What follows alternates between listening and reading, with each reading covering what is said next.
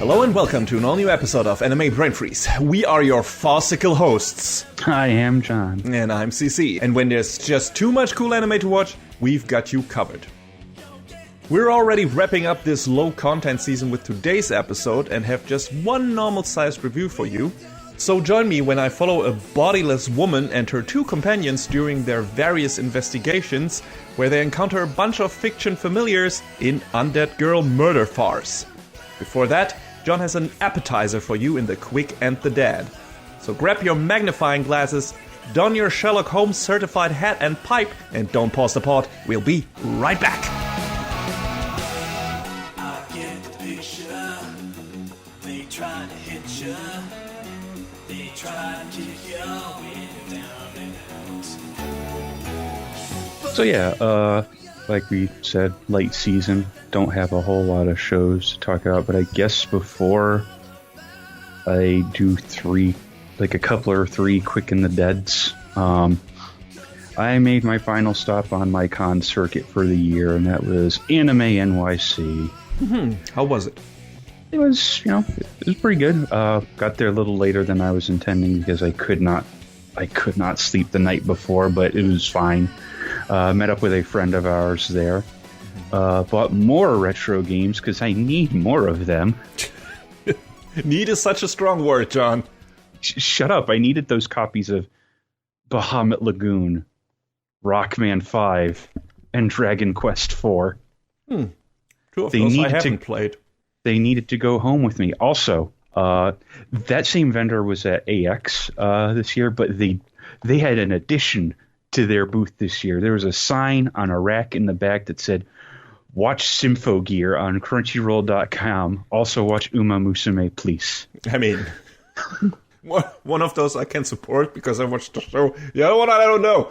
I hear the other one has very strong production values. So, I mean, you wanted to get into that before One Piece derailed your plans or something.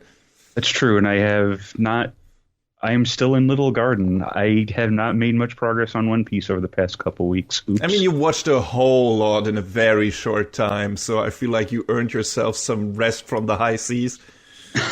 Well, I will try and get back to it eventually. But that means you still got a lot of good shit coming for you. That's all I can say. That's what I hear. Mm-hmm. Yes.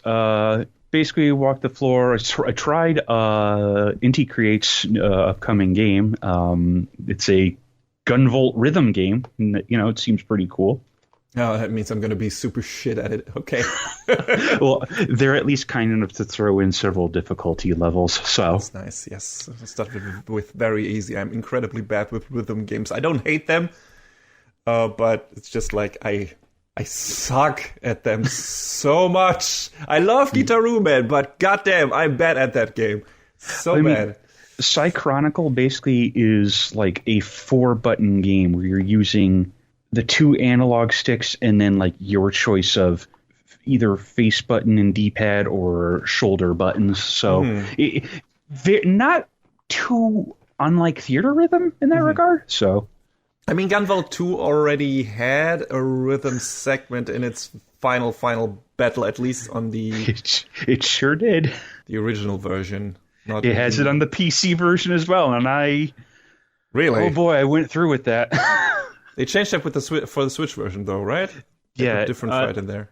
Well, I don't know how different the fight is on Switch, PlayStation, and Xbox, but 3DS and PC have the sing-along to it. Okay. Yeah. Which, is a novel concept, but it's also like, oh god, at least it doesn't expect you to stay on key. I mean, did you stream that? No, I didn't. No, I didn't. Coward. Yes. Oh, well. There might still be an opportunity whenever. God. Yeah, what else was there? There's a company, Hyte, Hyte, and they had a whole bunch of anime and anime-adjacent computer cases. Like, they had a really cool Persona 3 Reload one that was, like, had the characters on it, and then, and they had some cool VTuber designs as well. So, if you want your specialty cases from them, and also... the friend of ours that I met up with He pointed out if you're familiar with anything Hololive, they have a talent named Amelia Watson. And they had a case with her, on it there in this neat design. And they had this sign on the front of it that was like, the first 75 people who show us their pre-orders, who show us proof of their pre-orders, get this like signed autograph thing from Watson. And he looked at me and he said, boy, wouldn't it be crazy to be one of those 75 people? And I was just like, okay, dude, what are you going to use the case for? I don't know. He's like one of those people who just have to climb the Mount Everest because it's there. Dedicated to your Oshi, except I'm no better because I saw my VTuber of choice and I beat her in a game of rock, paper, scissors. Let's go. Dominance asserted. Yeah, no, it was, I like going to Anime NYC because it's a good day trip. So I can go there and come home on the same day and, I would love for me to, for Anime NYC, for me to be a day trip, but sadly. Yeah. Well, it's at the same time as New York Comic Con, right? Or no. Oh, okay. It's... Right, we're much later than... Comic Con is typically in October, Anime NYC is November, yes, but they announced before this year's show ended that Anime NYC next year is moving to August. So, oh, that's a brilliant idea. Just put it in this, slap that middle of fucking summer. Yeah, just like AX was. Woo! Great. Why would you? And tickets go on sale this coming Tuesday, December 5th. I mean, I'll probably go again just to have a day trip to go in the middle of the summer next year. But it was a good trip. Saw a friend, chilled, bought retro games. I'm usually down for going to that, in spite of it being powered by Crunchyroll. Yeah, I get it. One day, if I have money again, I will I will make the trip to New York again, and maybe I'll time it with NYC or with Comic-Con again. We'll see. One day we'll all go to Comic-Con or Anime NYC or EVO, baby. Yeah, I mean that's still on the backlog kind of. Where it's like, hey, go to EVO once maybe. We'll see. Yeah, good trip, good day trip. Cool. Hop on a train, get there in a couple of hours, and come home. So yeah, but that's that. I just have like 3 real quick in the dead things to talk about. The first is The Devil is a Part-Timer, Season 2, Part 2. Ah, yes, you watched that. I did, and I don't know if I'd say the production value was any better than the first part, but I feel like that is both a good and bad thing because I'd rather have it stay the same than go down in quality. Yeah, absolutely. And I mean, I didn't love that the production values went down so much, but also the story wasn't going where I wanted it to go, so that's why I stopped. But what did you think of how that part of it developed?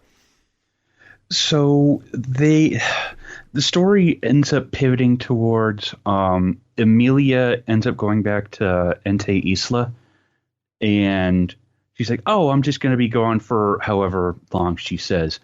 And then that doesn't go as planned, and she kind of just like disappears for a while because it turns out she's being held against her will there by, one of her father's former, cohorts, workers, trusted agents. I don't know how quite to refer to it.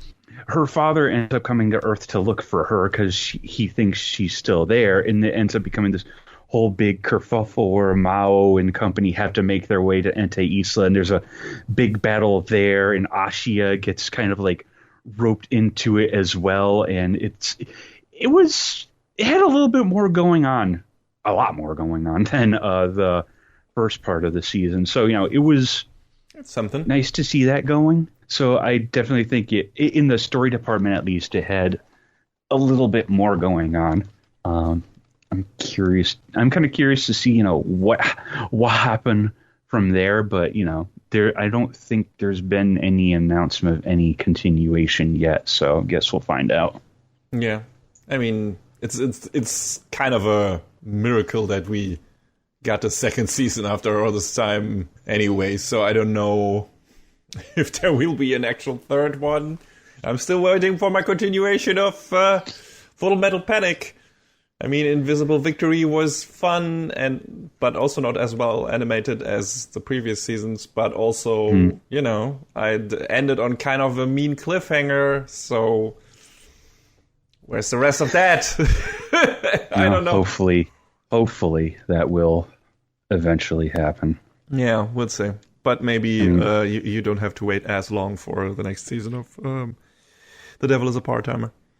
I mean, big scene. There's other shows I'd like to see come back. Now that I'm thinking about it, I'm having trouble digging anything in particular out of my head. But yes, that feeling for sure. I haven't talked about it in a minute, so I guess I'll talk about Rent a Girlfriend. The old ball and chain. I don't know, man. So they introduced another girl this season. Of course they did. It is a harem show. I mean, they don't really make this girl Yaemori out to be like part of the harem. Oh, she will get there. She's kind of like the nosy next door neighbor who is trying to muscle in on Chizuru and Kazuya's business. Because she kind of sees... I think she's supposed to kind of be an audience surrogate because she kind of sees the way the characters feel about each other and is doing her best to push them together. Not in the best manner, but, I guess you could say it's well-intentioned, even though sometimes, honey, you need to shut your mouth. You know what they say, the road to hell is paved with good intentions. Big true. But this season revolves around the continuation of trying to shoot this movie that Chizuru wants to...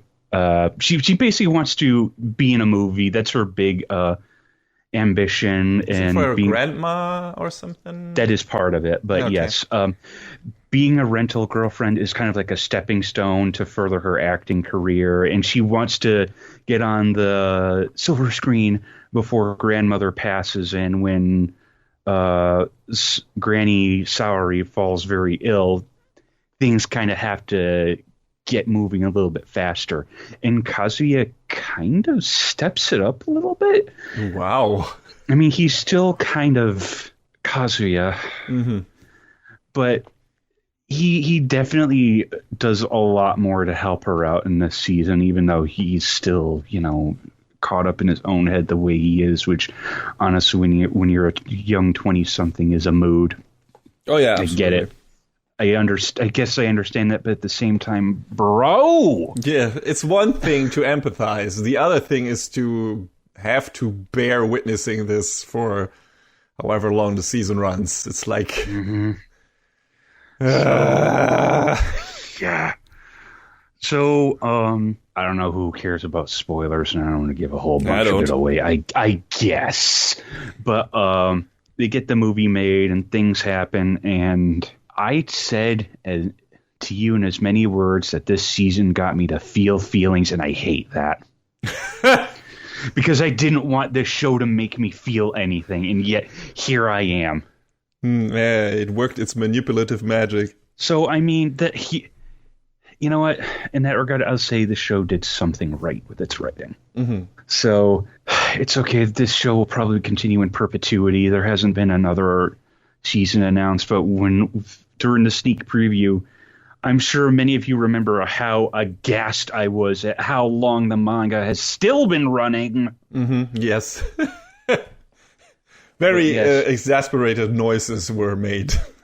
But yes, I mean, as far as the show has run so far, I feel like this has been probably the strongest it has put forth so far. So if there is any universe in which the possibility that momentum can keep going, that's great.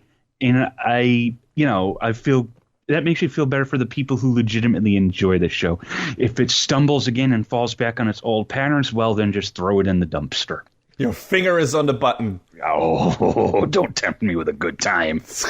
I've told you this before. I've heard good things about the new harem show du jour, 100 Girlfriends, where the main character actually is a good guy. You know, God, that girlfriend show was like that too, because the main character just was like, I just want a harem, but I want to be a good boyfriend to everyone in the harem. And it's like, you know what, bro? Okay. All right. You do you.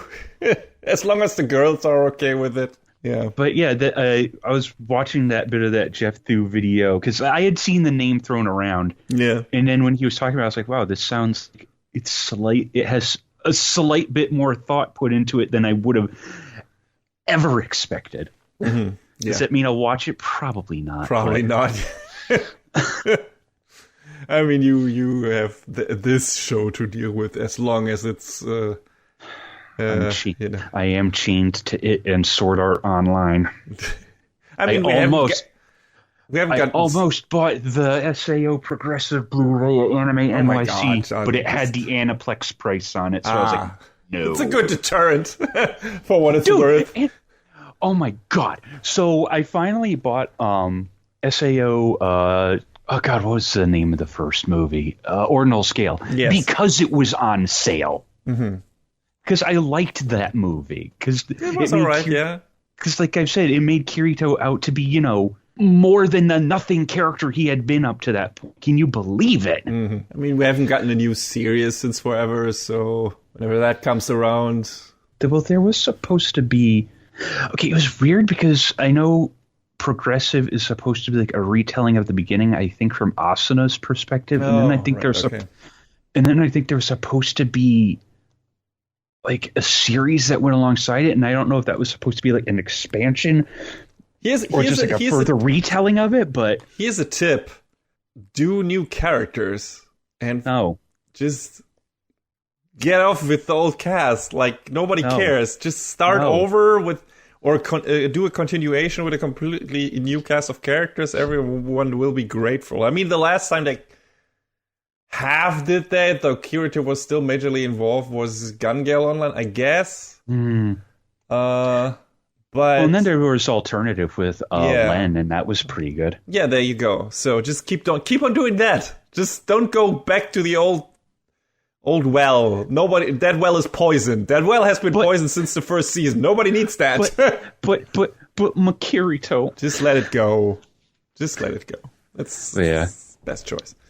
So what's your third thing?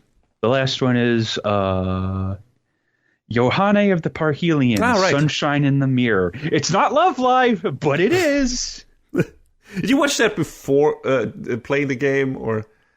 Yeah, the game came out after. Okay. Well, I think I mentioned this in the sneak peek that both it and the game were announced as April Fool's Day yes, jokes, and then they were like, "Hey, just kidding, they're real." So this was kind of a neat take on the girls from Love Live Sunshine being like a more high magic sort of world. They show that there are some sort of modern, like I guess.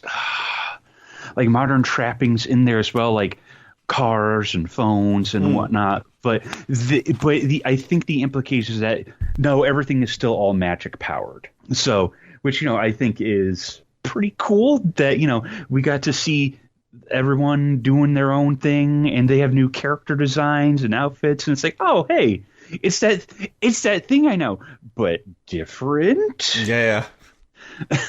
And the story revolves around Yoshiko, known as Yohane in this version. But in the original show, she kind of gave herself the nickname Yohane, the Little Demon.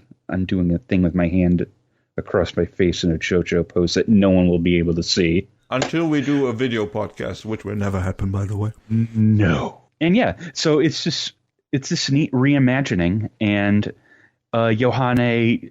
wanted to go out and be a star. So she went to not Tokyo, and she didn't make it. So the story's about her going home to Numazu and meeting up with old friends and reconnecting and trying to figure out, what she wants to do. And she has a magical talking dog who's really cool. Hey, I'm all up for that. Yeah. Lilaps is great. She's there to sass Yohane when she gets out of line. And she's, in general, also a really good friend. Mm-hmm. The day is saved by through singing and music. As Big it shock, should. I know. And there's great music in there as well. So it's a love life of a different color, and I really appreciate that they made it different enough from the other shows. So I'm not into idol shows or anything except for Zombieland Saga, but partially anyway. But the idea of like combining music with maybe action fantasy shows, whatever, and have that be like kind of, I don't know, part of the conflict solution or whatever, like they do in Macross. And the best version of that is obviously Symphogear. Like them just singing their fucking battle hymns while fighting. That's such a cool thing. And for some people it might be super cheesy or whatever, but I love it. So I don't mind having me some musical prowess in slightly action-oriented shows. Yeah, it was also kind of nice because after Sunshine is probably my favorite Love Live, but after watching Nijigasaki and Superstar, and then going back to these girls, it's kind of like I didn't realize how much I missed this cast of characters. So it was great. Is Sunshine universally regarded to be the best Love Live show by the fan base, or are there like very, I don't know, diverging opinions? I think depending on who you ask, the general two answers will probably be the OG or Sunshine. Like, okay. I don't know that anyone dislikes Nijigaku or Superstar, but I don't think they're quite as high on the list, Mm-hmm. Like, I mean, I like Nijigaku for what it was. I'd probably put it beneath Sunshine, but above the OG. And I'm still not entirely sure where I'd put Superstar because I don't feel like they told the complete story yet, and I think there's supposed to be a third season. I don't know. It's weird. I mean, if it was successful and the story isn't finished, then yeah, probably there will be. Yeah. And if it isn't, if there isn't, there will always be another season with a new cast of characters. I mean, there isn't already a new show, but there's already a new cast of characters. I think it's like this. I'm not entirely sure if it's like a mobile game or just like some mobile app thing called Link Like Love Live, and it's got its own cast of characters. Mm-hmm. So they're always grinding away. They're always doing something. But I've said this before.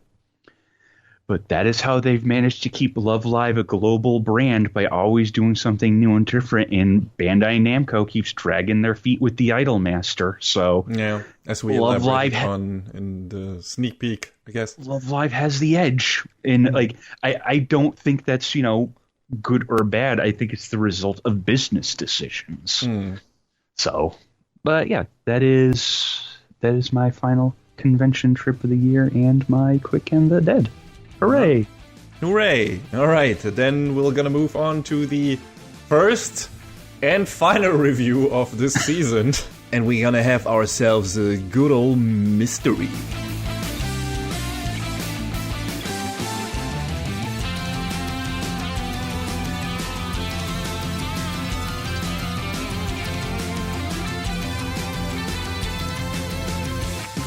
During an alternative version of the Belle Epoque era in the late 19th century, where supernatural creatures such as vampires and werewolves exist in the same world as humans, the wife of a vampire noble, Jean Duché Godard, is murdered in her own home.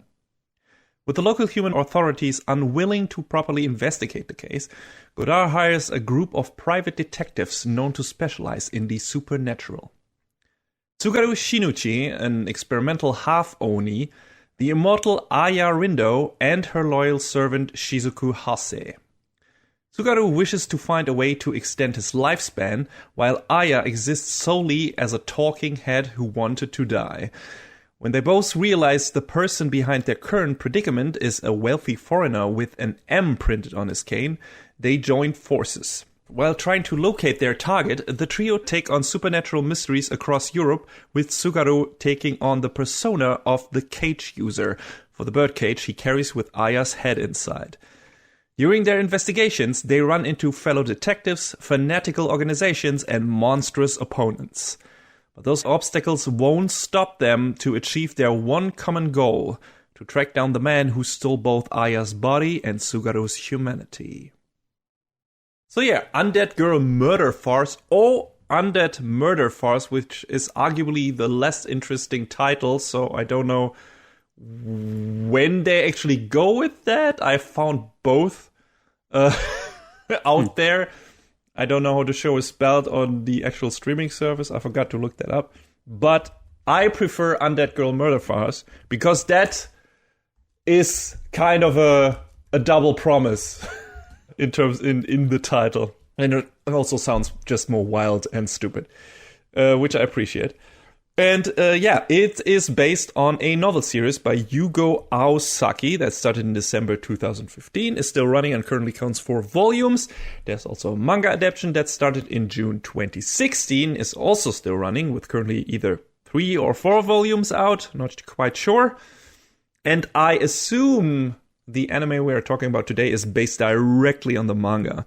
The first season of this anime counts 13 episodes and was animated by Lapin Trek, not sure how they are pronounced, who have done a lot of production cooperation assistance and second key animation. But they, for example, also did the animation production for Endride, Sarah Zanmai, which I reviewed a while ago, and the Wotakoi OAV. And in general, Undead Girl Murder Farce is a really good looking show. Probably better looking than it needed to be, considering a lot of the show is just talking. But we definitely got cool character designs, a color palette that pops. The director is Shinichi Omata, or also known under his pseudonym Mamoru Hatakeyama, who has also directed A Record of Grancrest War, Showa Genroku Rakugo Shinju, and Kaguya-sama Love is War. And his sense for the theatrical definitely lends itself well to make a show that consists of a lot of dialogue feel appropriately dramatic up for anime. There's a lot of eye-catchy directing and snappy editing in this to make the investigations look more interesting and to make the action often look very dynamic despite the occasional animation shortcomings. Some of the fight scenes are really well directed, like the first fight against the werewolf, which has great action choreography, or the fight between Shizuku and Tsugaru in the first episode look really great. The final fight also has a really neat confrontation in the dark with some creative imagery that looks like crayons on dark background. Creative stuff. Some really cool scene transitions in the show as well. The big fight in the last episode is a standout because it has several different parties fighting each other at different places, and every switch to a different fight is creative. For example, there is a moment where blood spilled in an approaching fight scene is splattered over a scene in the current fight to serve as a transitional effect. So you have two characters square off in one fight, then blood suddenly splatters over half of the screen, and then the backdrop from the fight where that blood was spilled fades in. Super cool idea. And I'm surprised stuff like that is not employed more in a lot of fight scenes, or, maybe as a joke somewhere. I don't know. This feels like something that should be employed in JoJo's or something like that. It's just a really neat idea, and it's something that I think works uniquely well in animation, and you couldn't do it as well maybe in live action. So, yeah. They should definitely do that more often, in my opinion. The writing is also very snappy. The adaptation from page to screen is handled by Noboru Takagi, who also did the scripts for Bakano, Durara, Golden Kamui, and a bunch of other stuff. But those 3 outings show that he knows his way around dynamic back and forth dialogue, and that applies to Undead Girl Murder Farce as well. Lots of funny quips and good verbal jabs, especially between our 3 main characters, that keep things light and breezy, even in a darker episode. So many head and neck puns. And the good direction and editing enhance the banter further. This feels very much in line with what I've seen of Kaguya-sama, and of course also Golden Kamuy and Bakano. I haven't watched Durarara, but yeah, all that fits and all that matches this show very well. So, what is the show about? What is the story about? How does it go along? Like what it's doing? I mean, most of it you could garner already from the introduction at the beginning of this review. So this is set in an alternate version of the Meiji era or the Belle Epoque era. If you go from Japan to France/Europe, where we go in the 19th century, and we start off with this guy called Tsugaru, who is kind of like this theater guy, but also he's part in a Colosseum. He's just been through a lot because he's been artificially turned into a half Oni. Like, that wasn't his choice.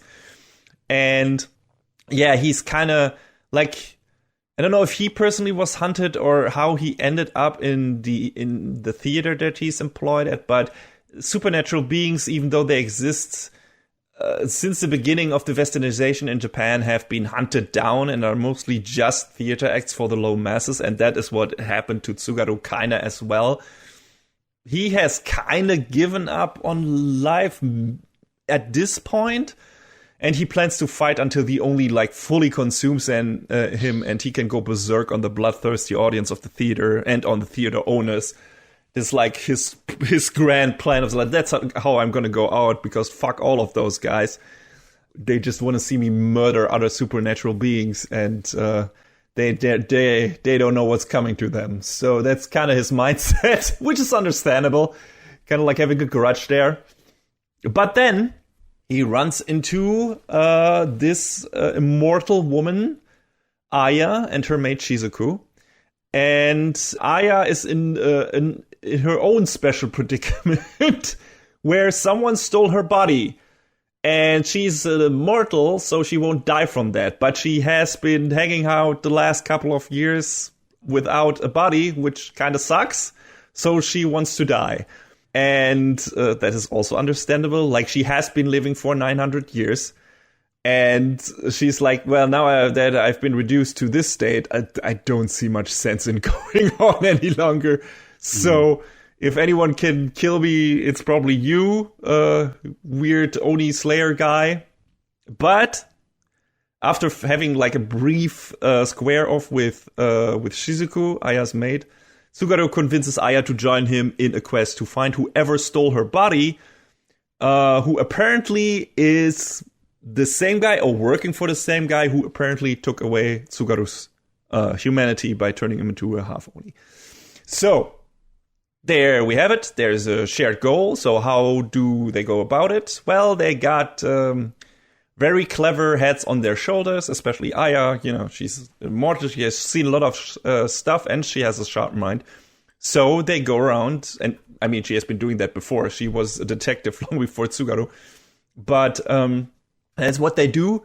They just take on weird cases that are related to some supernatural occurrence and make a name for themselves. And that's kind of where we meet them after this short introduction thing in the first episode. Because I think when they take their first case in the French countryside from Lord Godard, they have already made a name for themselves. They're already well known as the cage users, or Tsugaru is known as the cage user or whatever. I don't know exactly how that goes, but either way, they're a well-known entity in the detective sphere, so to speak. So, yeah, they're hired when nobody wants to get involved because of, I don't know, weird politics or scared of supernatural shit or whatever. So they don't care, and they take that case, and yeah, then they investigate. And yeah, that's how it is. I can't say too much about the cases in this show, extensively or anything, how they progress or where they go, because that's part of the fun, right? If you got a murder mystery, if you got another kind of mystery, which is kind of like the second case in this, which is not really about a murder, but about stealing, someone trying to steal shit, and we'll get to who that is, then you wanna be surprised as many times as possible, and you don't want to know. You want to go in blind into these cases, right? No hints whatsoever, and just want to riddle along and puzzle along with the detectives. And the show's actually kind of pretty good going about that. Like, I don't know about the first case, but I think there was, in other shows, I like occasionally, in bad murder mysteries, you can't really, like they don't give you enough hints for you to maybe being able to puzzle, to solve the puzzle yourself if you pay attention. In good mysteries do that. They give you, they drop a couple of hints, and even though you maybe don't see immediately the bigger picture, once it's resolved and you go back, you're like, oh, okay, yeah, if I, seen this and put that in the right perspective, that makes absolute sense. I should have seen this, and I could have solved this as well. Bad mysteries just rattle off a bunch of shit and then at the end present you with a murder or whatever, and you had no chance of ever finding out that it was that person or whatever. I don't think this show does that, if I'm not mistaken. There are enough hints dropped, especially the last case, which I remember the most vividly because it's the best. There's a lot of shit going on where you're like, oh, okay, I know what's happening here. I'm pretty sure I know what's happening here. And because, they don't hit you over the head with it, but they're like, yeah, here, this thing, so you can maybe guess what actually is happening here. And I appreciated that it wasn't too obtuse, it wasn't too stupid or too easy. It was just the right amount of mystery. So, yeah, I like that a lot. And that kind of counts for all these three cases. The second one being more of an action thing, action romp than anything else, I guess. Or not, like I said, it's not really a murder mystery. It's more like, hey, here's this one character and they want to steal something and our detective's trying to stop them from doing that. So, but that's also fun in itself. So let's get to our three main characters. Tsugaru and Aya are kind of, of course, the main attraction there. Shizuko also, especially in the last case, gets a lot of time in the spotlight. But of course, the main attraction is the weird half-Oni guy and and Aya, the headless woman. And they're kind of like this interesting duo where Aya obviously is the brain, because kind of that's all she is at this point. And Tsugaru is the guy who carries her around. He's also, the guy who gets into fights and whatever. But he's also a very important part of the investigation. First of all, they're not like this, I can't stand this other guy, and they're not this combination of detectives who can't really stand each other or anything, and that's where the fun is derived from. Tsugaru and Aya seem pretty comfortable with each other. They take a lot of good, friendly jabs at each other's expense, but they laugh a lot together as well. Tsugaru is also playing the goofball to throw off other people, so they focus on Aya and don't notice that he's observing everything that is going on as well, making his own deductions, and then him and Aya do some back and forth stuff and then help each other finding a solution to this. So it's a pretty cool team dynamic. Tsugaru is also a cheeky bastard and a stingy bitch who wants to cheat, like, for example, that carriage driver out of his fee in the second episode. God. And he's a theater kid, so he likes to put on a show when fighting bad guys, like he's going through a lot of, like, hey, here's this kind of Japanese theater shit, and I'm just going to throw that out there just to throw people off and to set the stage for the revelation by Aya who the bad guy is and everything. That's his thing. He's a performer at heart. He loves to tell tales and narrate through an important scene like he's speaking to a theater audience, even though he is either talking to himself or to their opponents. And of course, always a smirk on his face. Like he's not taking any of this seriously. So that's fun. Like he's a very fun character. Shizuku, on the other hand, can't stand Tsugaru. And verbally and literally kicks his ass on several occasions. But they have also often work together to best their foes because they are Aya's muscle. Shizuku is a sublime marksman, an incredibly skilled hand-to-hand combat expert. Tsugaru, while maybe not as technically proficient as Shizuku, can hurt supernatural beings in a way that disables their healing abilities because that's his half-Oni power. He was apparently a member of the Oni killer squad that execute the purge of supernatural beings issued by the government, which of course also puts a giant, like, monkey on his back in terms of being responsible for, a lot of bad shit. And I think he's still like subconsciously has to battle with that, even though he probably didn't have a choice in that on that matter. But yeah, that's the interesting part. They haven't really dealt with that yet. Maybe that will come up, but it has been mentioned. And it's nice to see that despite all their banter and snide remarks, those three actually seem to care for each other quite a lot. It's heavily implied that Shizuku and Aya have or had a sexual relationship. And although Sugaru's and Aya's romantic involvement doesn't go beyond some witty innuendo, he seems to regularly require her to kiss him so he doesn't succumb to the curse of the artificial Oni transformation. She's an immortal, and her saliva has healing properties, I guess, so that's part of the contract. And Shizuku does not seem to like that kind of interaction between Sugaru and Aya at all. So this is kind of this love triangle, weird but fun polygamy relationship, with Aya being the kind of wife to Sugaru and Shizuku, but not really. Like I said, it's mostly just implied, but it's a fun dynamic, and I could see them do something even more interesting with that in the future. They do bits here and there, and give you some glimpse at what these characters mean to each other, and what maybe their, their problems with each other are. But yeah, it's not too overbearing and everything, so it's not like this constant bickering or whatever. Like if it was a cheap romance anime or anything. The focus is definitely on the cases and everything that's happening around them. So, yeah, the first case, if we want to get to those quickly, is a straightforward murder mystery.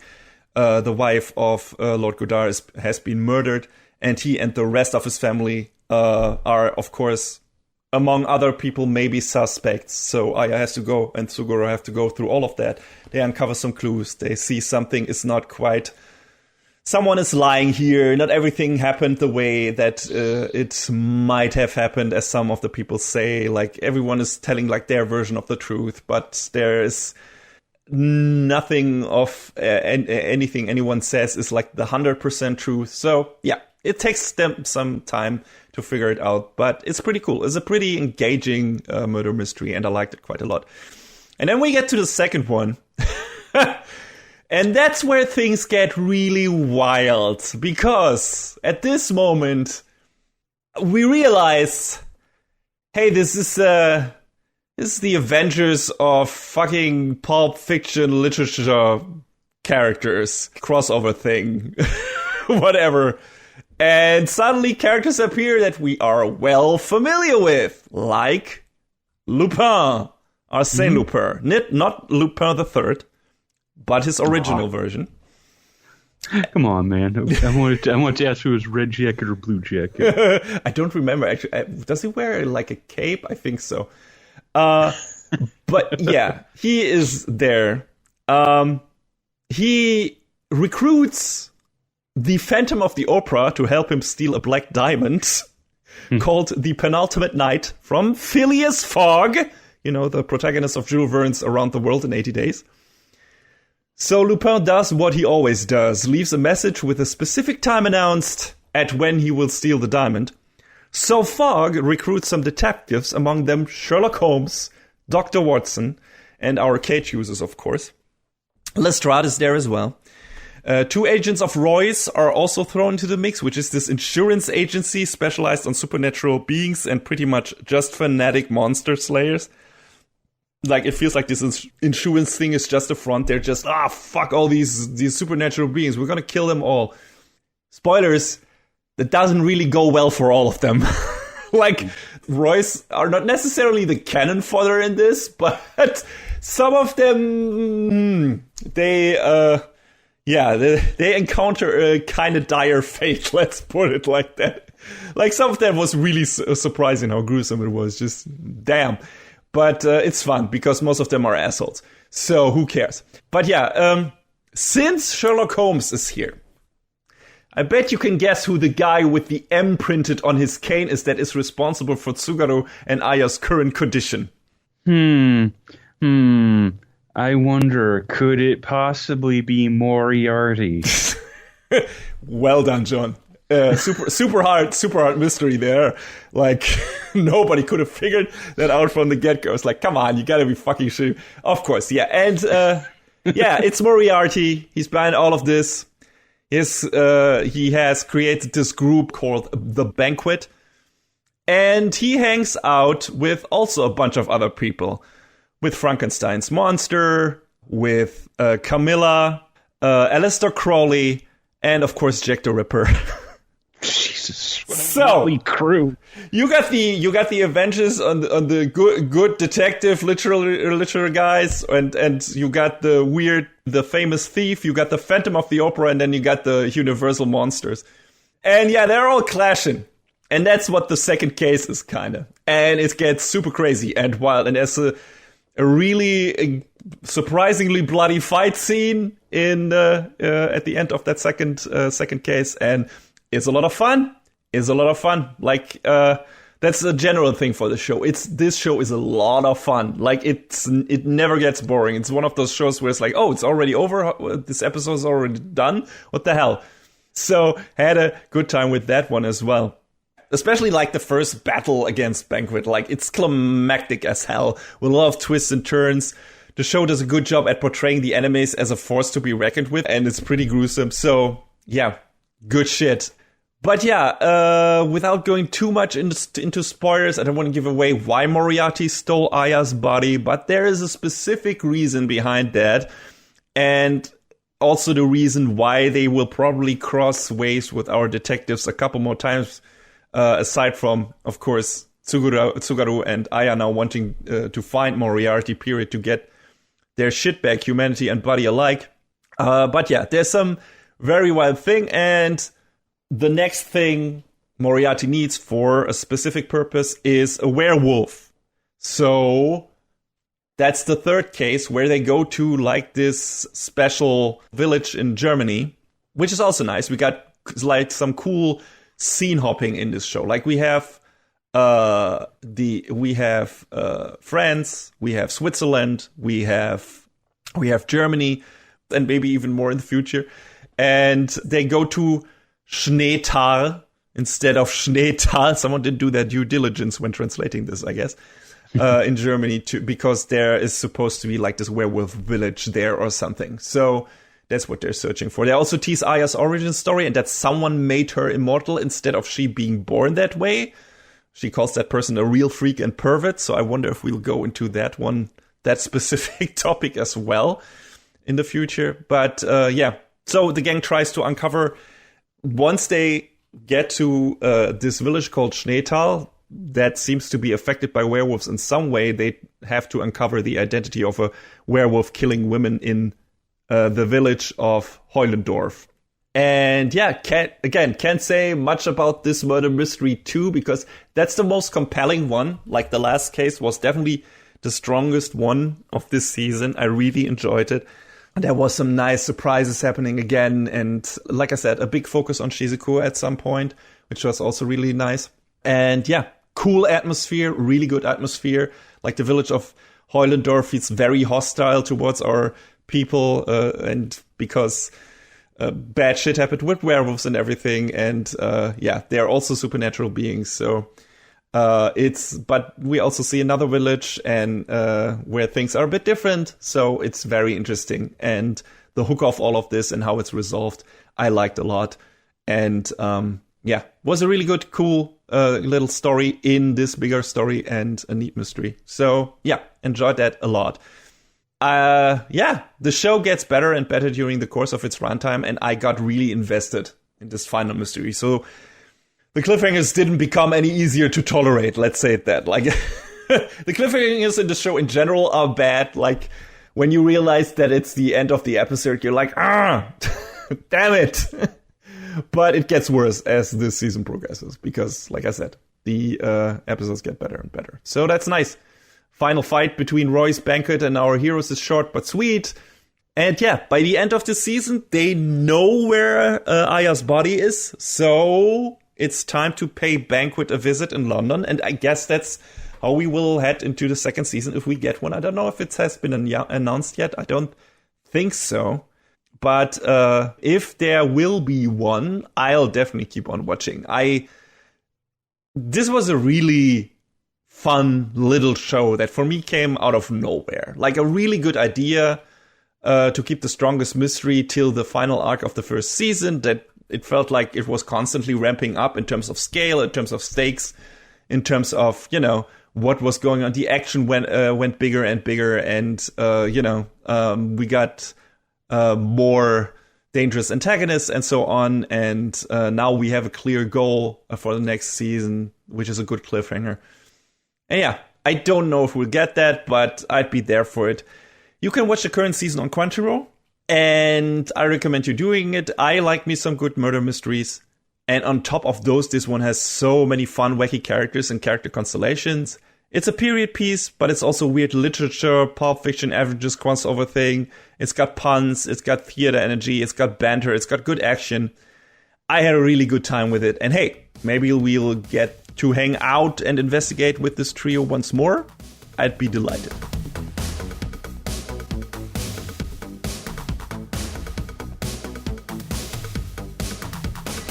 And that is a wrap on the 150th episode of Anime Brain Freeze. All the music in this podcast is from the Double Dragon Neon soundtrack by the amazing Jake Kaufman. Please go to virt.bandcamp.com and check out his awesome work. Our show is available on most of the popular podcast services, but it's always worth visiting animebrainfreeze.com for our review index and more. Leave us comments and questions on YouTube, follow us on Twitter at AnyBrainFreeze, or send an email to animebrainfreeze@gmail.com. We would love to read your feedback. Thanks for tuning in. We hope you had a good time, and please join us again on our next episode. Macht's gut. So long, everybody. Next time on Anime Brain Freeze. A blessing on the viewer. But a curse on the production crew.